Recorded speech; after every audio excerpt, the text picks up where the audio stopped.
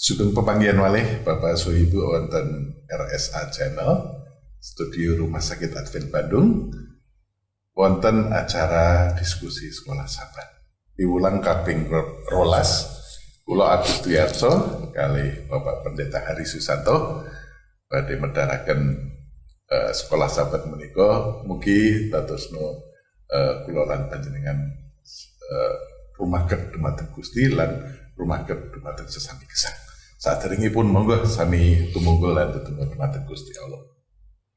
Gusti Allah ingkang wonten kraton swarga langgeng kawula nunjuk atur panuwun patuko sampun ngiring lampah kawula kanthi slamet sakmenika Pak Pendeta Hari lan kawula badhe medhar sekolah sahabat piwulang kaping 12 mugi patuko paring kawicaksanan menapa ingkang badhe kawedharaken dadosna piwulang dumateng kawula sedaya supados saged muti slamet ingkang sampun patuko paringaken dumateng kawula. Sedaya wau kula aturaken dumateng Gusti Yesus ingkang dados juru wilujeng kawula. Amin. Bapak saha Ibu ingkang kinasih, piwulang kaping 12 menika ngangge judul katresnan lan keadilan loro angger-angger kang utama. Menapa ingkang dados penggalih kula lan panjenengan sedaya menika loro angger-angger ingkang utama ingkang kepripun angger-angger ingkang sejatosipun kula lan panjenengan kudu turuti dumateng Gusti Allah lan dumateng sesami gesang. Saderengipun kula lan Pendeta Hari bahas piwulang menika saderengipun kula badhe maosaken ingkang ayat inti ingkang kapundhut saking setunggal Yohanan sekawan ayatipun kaping 20 mekaten. Menawa ana wong kang muni aku tresna marang sedulure iku wong goroh, awit wong kang ora tresna marang sedulure kang kasat mripat kepriye anggone bisa tresna marang Gusti Allah kang ora katon. niki langsung niki nggih Pak Pendeta nggih langsung to the point. Piye ngasihi Gusti Allah mboten katingal, mboten kasat moto. Nek sesami gesang sedulur kula lan panjenengan kasat moto. Nah niku maksudipun pripun kula lan panjenengan ngasihi Gusti Allah ingkang sejatosipun boten katingali menika kedah kepripun niku Pak Pendeta? Nggih. Matur nuwun Pak Agus lan para sedherek ingkang kinasih dalem asmanipun Gusti Yesus Kristus ing bab menika kita ngrembak bab katresnanipun Gusti Allah. Terus inti sedaya tumindakipun Gusti Allah dumateng manungsa menika nggih menika katresnan. Nggih. Lan katresnan menika mangke lajeng wonten dampak selanjutipun nggih menika keadilan. Nanging ingkang utami ingkang sepindah ingkang ketingal saking sedaya perkawis ingkang saking Gusti Allah ingkang dipun rancang dening Gusti Allah ingkang badhe dipun paringaken dumateng manungsa menika sedaya wau nggih menika bab katresnan. Pramila ing ayat ingkang sampun panjenengan waos kala wau dipun sebataken bilih sing sapa ngandika menawa piyambakipun tresnani Gusti Allah nanging boten tresnani utawi sengit dumateng sesami menika sejatosipun ngapusi. Terus goroh nggih. Goroh menawi piyambakipun ngendika tresnani Gusti Allah. Nanging kasunyatan piyambakipun boten tresnani sesami. Nggih, kathah ing donya menika kita saged ningali wonten ing media sosial, wonten ing pigesangan sedinten-dinten kita saged nemahi kathah tiang-tiang ingkang ngakunipun tresnani Gusti Allah nanging malah tumindak Allah dumateng sesami. Atas nami Gusti Allah, atas nami agami, malah piyambakipun tega nganiaya, tega mulosoro bahkan mateni sesami gesangipun. Nah, menika kagem Gusti Allah perkawis-perkawis ingkang boten wonten tegesipun, boten wonten ginanipun. Nggih, ngomonge tresna dumateng Gusti Allah, ngluhuraken Gusti Allah, nanging praktekipun malah mulosoro sesaminipun menungso. Nggih.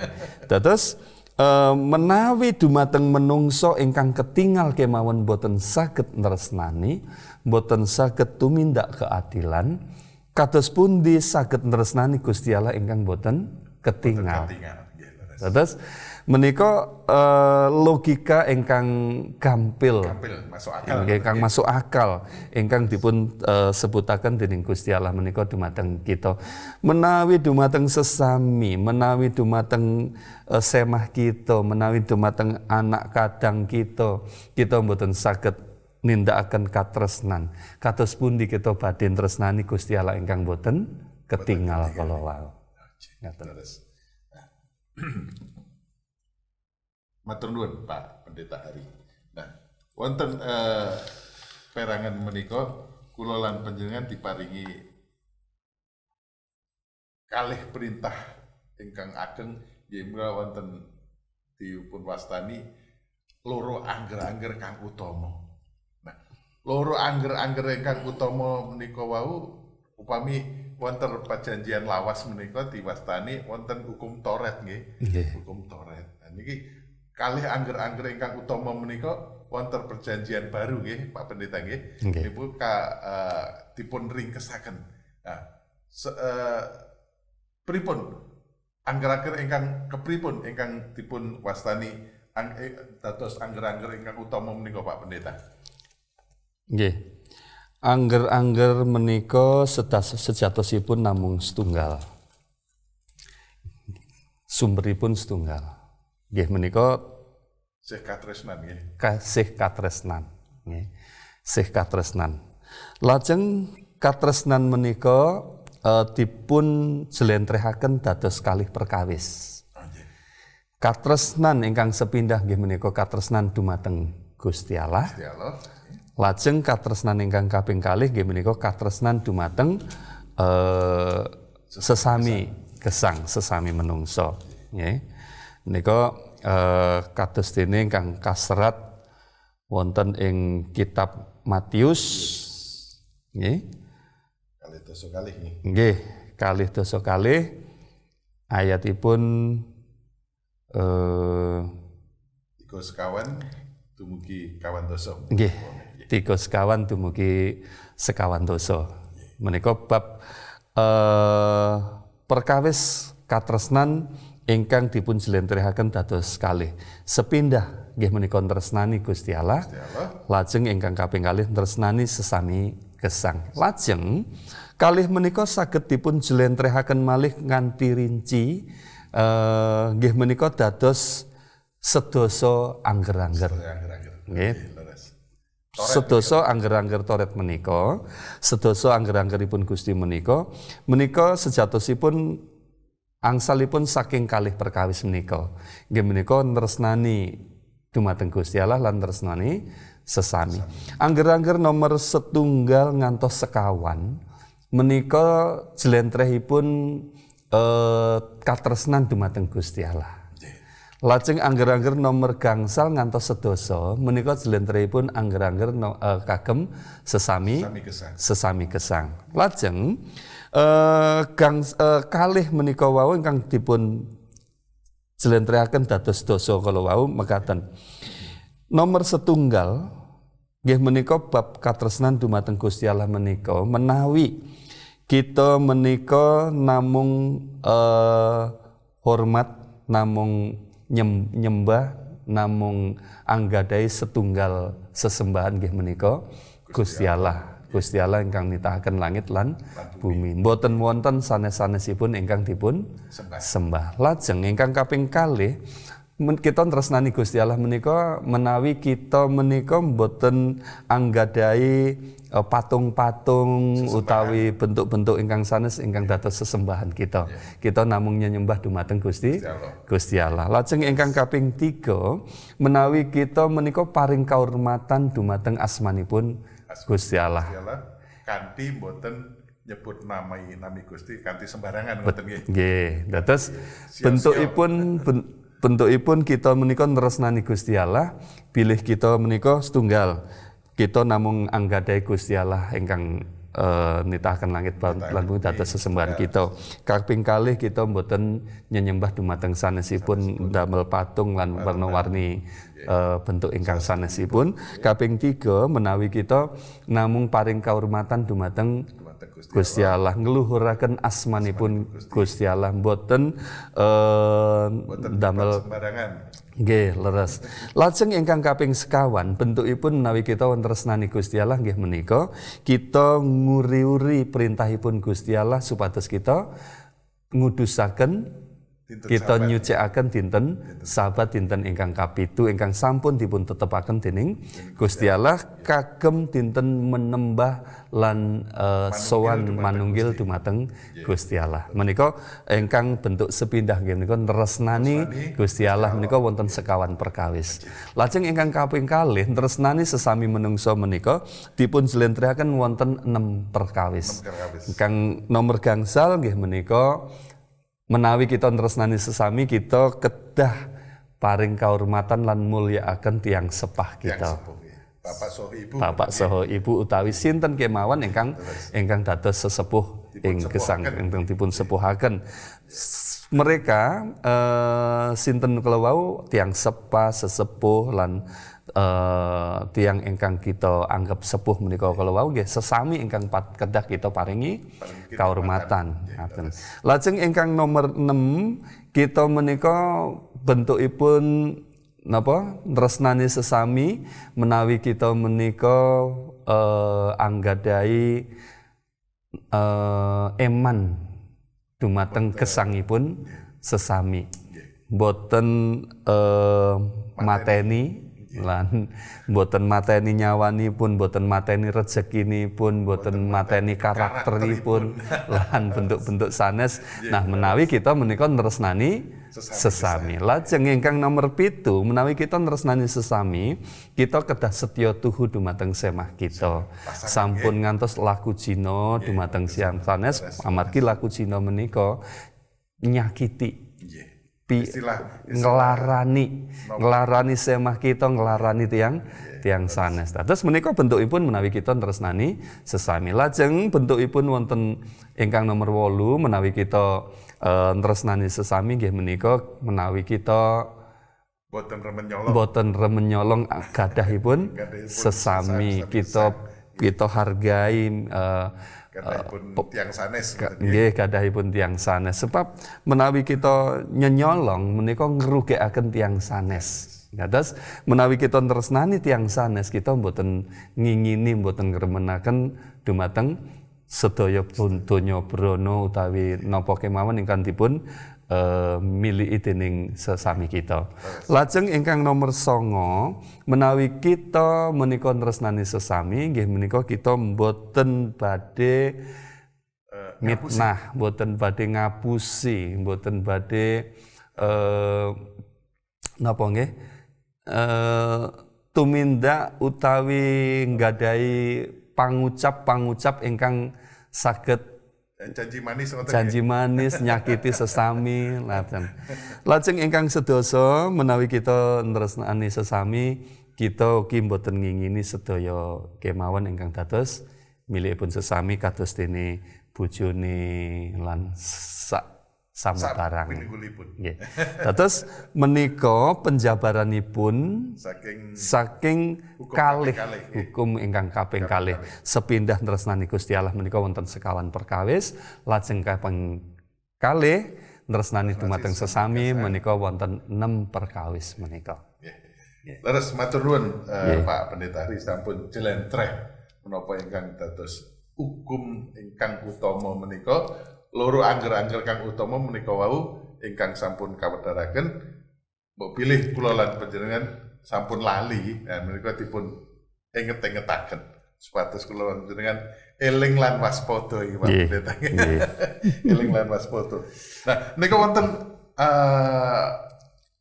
saumpamane wonten tiyang ingkang sugih niku Pak Pendeta. Wong sugih ning wekdal menika pengen miturut dumateng Gusti Yesus. Melu dhateng Yesus. Nanging panjenengane sampun napa ingkang dipun tarosaken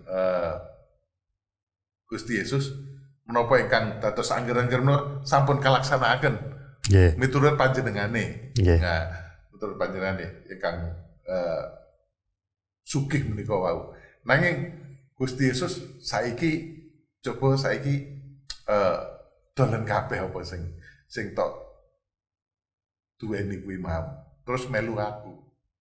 Nah, menika miturut menapa angger-angger menika napa ingkang dipun terak. Nanging umargi tiyang ingkang sugih menika wau boten miturut dumateng Gusti merga bondone akeh. Mergo sugih. Dadi awel malah aku arep mangan apa ngono. Aku tak dol kabeh aku arep manggon ning mungkin pikirane mekaten. Nah menika menapa angger-angger ingkang dipun terak niku Pak Pendeta? Nggih. Menapa ingkang sampun dipun terak tiyang menika kala wau nggih menika sedasa utawi sedaya angger-angger menika sampun dipun terak. Krana bukti bilih tiyang menika sampun nindakaken angger-anggeripun Gusti nggih menika menawi piyambakipun menika nunjukaken piyambakipun menika wau tresna dumateng sesami lan wonten tumindak ingkang sae ingkang sampun dipun tindakaken dumateng sesami. Tiyang nem menika kala wau miturut angger-angger menika mboten wonten sing dipun langgar. Piyambakipun boten nyembah patung, piyambakipun boten nate nyebut asmanipun Gusti Allah kanthi sembarangan, piyambakipun ugi nyucikaken dinten Sabat, piyambakipun ugi paring karumatan dumateng tiyang sepah, tiyang sanes boten nate mateni, boten nate laku Cina, boten nate nyenyolong, sejatosipun boten wonten ingkang dipun langgar. Nanging bentuk ingkang langkung inggil saking penerapan angger-angger menika nggih menawi kita menika purun ngosongaken diri berkorban langkung-langkung berkorban menika dumateng sesami. Nah, tiyang menika mboten saged menawi dipun suwun maringaken bondo donyanipun supados dipun paringaken dumateng sesami ingkang betahaken awol. Nggih, krana bondonipun kathah. Nah, nggih. Sejatosipun secara angger-angger secara hukum boten wonten ingkang dipun langgar nanging piyambakipun dereng saged nerapaken makna angger-angger menika ingkang seleresipun ingkang sejatosipun. Krana ingkang sejatosipun penerapan saking angger-angger menika nggih menika tumindak katresnan lan keadilan. Oh nggih. Terus matur nuwun Pak Pendeta. Terus boten dadosaken Gusti Allah menika ingkang utama ngoten nggih. Nggih. Terus jadi panjenengane awal medhit dumateng apa boten nenten pangorbanan. Napa ingkang ayat inti wau kersane napa tresna dumateng sesami kesan. Sedulure ngapusi nek ngaku tresna dumateng Gusti ning karo sesami gesang awal medhit ngoten. Nah, nika sampun berarti sampun katerak gitu. Nggih, leres. Matur nuwun Pak Pendeta Hari. Nah, menika wonten dosa setunggal melih nika wonten istilahipun miturut kula lan panjenengan wau sampun dipedharaken kalih Pak Pendeta. Kula lan panjenengan boten napa nggadahi sesembahan patung. Nah, kula lan panjenengan menika sejatosipun boten gadah patung nanging wonten donya menika kadang-kadang kula panjenengan ngagung-agungke napa bondo donya. Nah, pikiran kula lan panjenengan napa di mana hartamu di situ hatimu ngoten niku mancing nggih Pak nggih. Mancing ler sanget niku. Nah, kula lan panjenengan kok pripun sejatosipun tetap nyembah Gusti Allah nanging kula lan panjenengan kadang-kadang kalau ngagung-agungaken Raja Brana duweni omah gedhe, duweni mobil ingkang sae, ingkang napa lain piyambak lah ngoten. Nah, menika napa dipun anggap menika dados patung napa dados liyane niku Pak Pendeta. Pripun niku Pak Pendeta? Nggih. Menawi wonten kalih ngluwi Gusti Allah ngoten nggih. Nggih.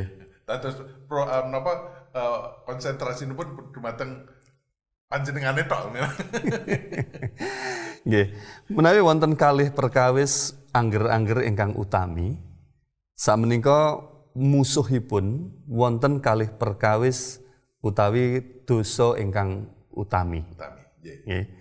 Kalih perkawis ingkang utami, angger-angger ingkang utami nggih menika tresnani Gusti Allah lan tresnani sesami gesang. Lajeng dosa ingkang paling utami nggih menika kosok wangsulipun kalih perkawis menika kala wau. Menawi ingkang sepindah perintahipun tresnani Gusti Allah, pramila dosa ingkang paling utami sepindah nggih menika boten tresnani Gusti Allah. Lajeng kaping kalih menawi perintahipun menika supados tresnani sesami, dosa ingkang ageng ingkang utami ingkang kaping kalih nggih menika boten tresnani sesami. Nah, napa bentukipun dosa boten tresnani Gusti Allah lan boten tresnani sesami menika kala wau. Ingkang sepindah menika kahormatan dumateng Gusti Allah nika angger-anggeripun ingkang wonten sekawan perkawis kala wau. Nah, menika lawanipun setan menika ndamel tandingan nggih menika supados boten nyembah dumateng Gusti Allah nanging nyembah dumateng brahala. Sejatosipun nyembahipun dumateng setan nanging lumantaripun brahala rumiyin. Terus lengkang kaping kalih menawi perintahipun tresnani sesami, pramila setan menika ngarahaken supados dados kosok wangsulipun nggih menika miala nglarani lan mulasara sesami. Nah, menapa bentukipun kita nyembah brahala? Leres kita ingkang kados Pak Agus sebataken kita mboten damel patung, lajeng kita sungkem paring sesembahan dumateng patung menika, kita paring uri-uri, dipun paringi kembang lan diparingi obong-obong, nah mboten menyan lan sanes-sanesipun. Nih mboten kita tindakaken kados mekaten, nanging kita setan menika saged nipu kanthi penyembahan-penyembahan brahala ingkang langkung alus ingkang boten dipun sadari dening menungso ing jaman modern menika kanthi ginakaken perkawis-perkawis ingkang sampun modern. Menawi nyembah dumateng Gusti Allah, kita kedah ginakaken sedaya wekdal kita, pemikiran kita, sedaya kegiatan kita.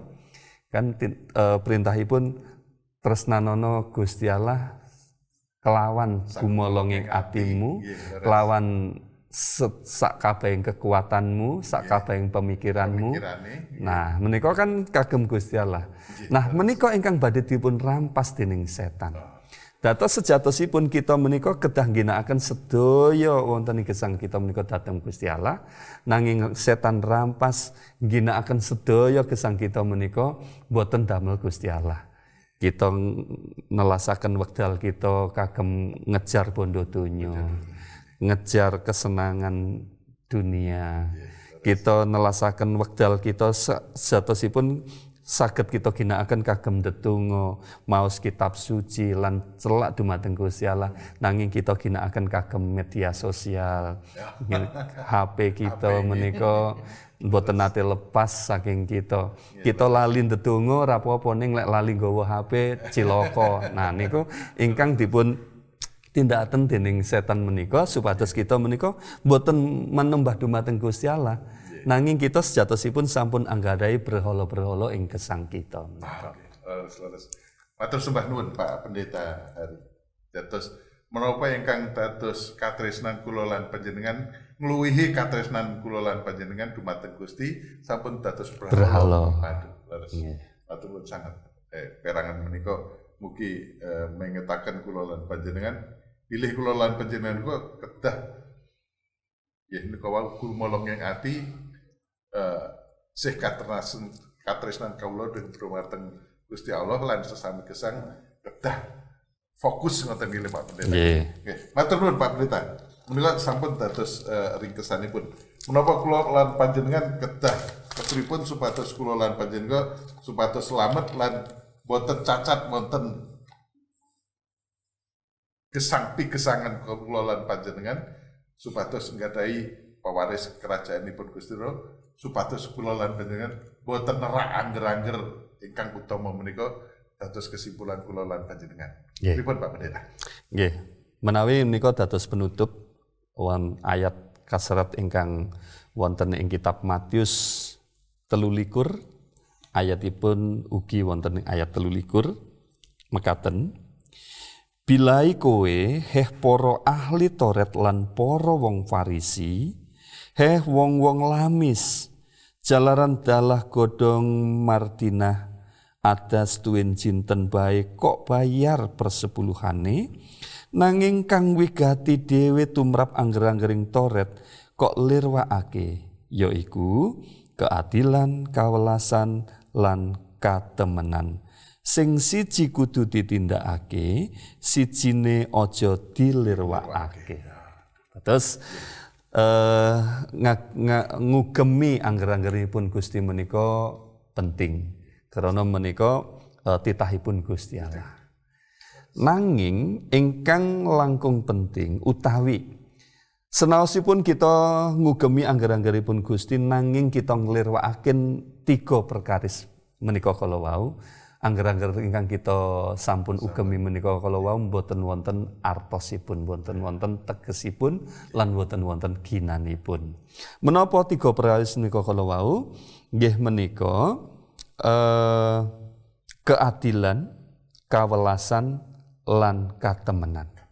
Keadilan dumateng sesami, lajeng kawelasan welas asih dumateng sesami lan katemenan kasetyan setya tuhu nindakaken menapa ingkang leres menapa ingkang sae dumateng Gusti Allah sae ugi dumateng dateng sesami menika kala wau Pak.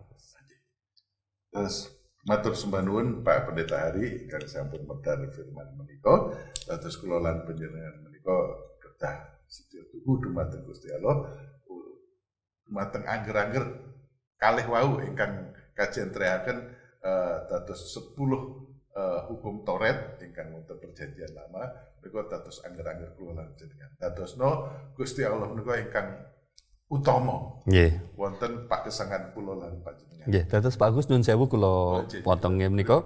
Menurut ayat menika kala wau tegesipun wonten namung setunggal ingkang penting ingkang setunggal boten penting. Sedaya penting. Sedaya penting, leres. Setya tuhu ngugemi angger-anggeranipun Gusti Allah penting karena menika titahipun Gusti Allah. Dados kita mboten pareng kita namung fokus namung sing penting ngugemi angger-anggeripun Gusti. Yang penting pokok wis nyucikaken sabat, mboten mateni, mboten wonten patung wis penting wis cukup, mboten. Nanging ingkang sanesipun mboten dipun parengaken dilirwakaken. Ora oleh dilirwakake. Nggih menika ngugemi katresnan, keadilan lan katemenan. Dados ing menika ugi mboten pareng namung sing penting pokoke wis tresnani sesami, Pokoke wis apik becik laku becik lan becik dumateng sesami, Mas ora ngugemi angger-anggere Gusti ora apa-apa, mboten pareng. Dados sedaya menika kedah dipun sesarengan. Krana menika mboten saged dipun pisahaken.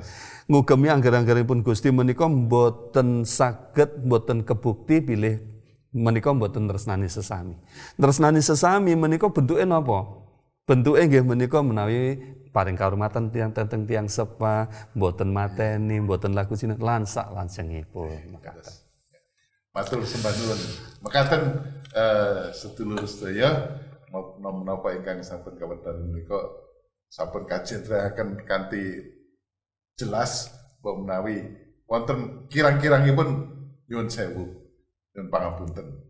Mangke kula lan panjenengan gali kawruh melih nggih Pak Pendeta. Nggih, amin. Kathah menapa ingkang dados pitaken kula nanging wekdal mboten sagedan. Mekaten sedherek-sedherek mugi menawa ingkang sampun kawedharaken dados kula lan panjenengan memahami menapa ingkang Gusti Allah jabahi kula lan panjenengan supados kula nggadahi keselamatan. Supados angger-angger menika urip wonten kauripan. Wonten istilah menika urip kudu urup. Lan menika dadosna kabaran kula lan panjenengan dumateng sesami gesang Pak. Amin. Monggo saderengipun kita pisan sami tumungkul Pak Pendeta Hari badhe tutup. Nggih, sumangga sami ndedonga. Gusti Allah Rama ingkang wonten ing swarga ingkang mulya, kawula ngaturaken panuwun dumateng Paduka Gusti krana ing wekdal menika Paduka sampun paring pepadang, paring Roh Suci, anggen kawula ngrembak, anggen kawula nyinau dumateng sabda pangandika Paduka lumantar pelajaran sekolah Sabat. Mugi Roh Allah tansah paring tuntunan dumateng kawula saengga kawula menika saged nindakaken sedaya perkawis, sedaya angger-angger lan sedaya titah ingkang sampun Paduka paringaken dumateng kawula. Mugi gesang kawula tansah dipun tuntun dening Gusti Allah saengga kawula saestu tansah lumampah wonten ing margi ingkang leres nggih menika margi pepadang saking Gusti Yesus Kristus. Makaten Du Gusti panyuwun kawula aturaken kanthi pitados ing dalem asmanipun Gusti Yesus Kristus Allah Rama kawula ingkang sejatos. Amin. Mekaten sedherek-sedaya piwulan kaping 12 menika supados dados lan makin rumaken dumateng Gusti lan rumaken dumateng sesami gesang. Sugeng pepanggihan malih wonten RSA Channel wonten piwulang salajengipun Gusti berkahi.